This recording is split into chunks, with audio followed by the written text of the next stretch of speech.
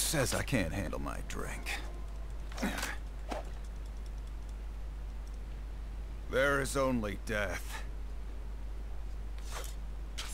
Mine or yours.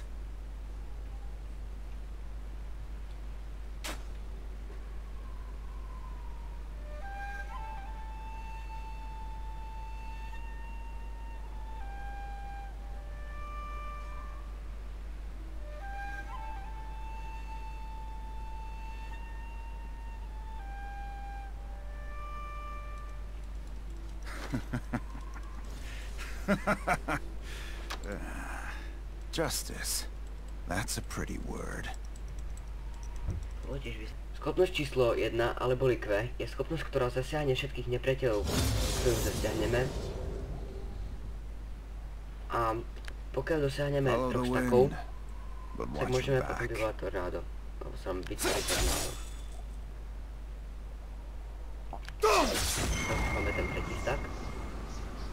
Tak môžete vidieť, aj keď tu máme len jedného. Schopnosť číslo 2, alebo livé, je vetierná stena, cez ktorú nepreniknú žiadne projektily, ale strely z turetiek prejdú.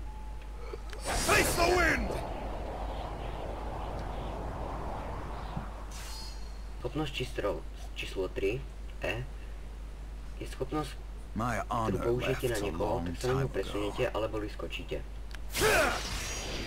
Môžete cooldown na tento spell je 0,3 sekundy, no 0,5 sekúnd za začiatku. Každý venný vylepšení sa to zničuje o 0,1 sekundu. A keď na niekoho skočíte, tak vlastne na neho už potom nemôžete skočiť 8 sekúnd. Ultimátna schopnosť násovi je to, že keď niekto obuje vo vzduchu, tak na ňo môžeme použiť ultimátku, ináč na ňo nemôžeme použiť len tak. Vidíte, není vo vzduchu.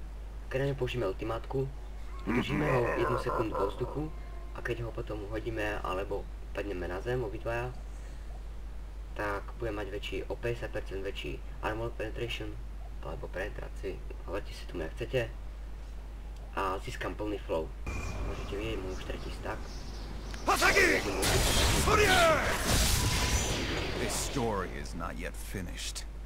Najdôležitejšia vec a prvú vec, ktorú máte staviať na Asua, je static shield.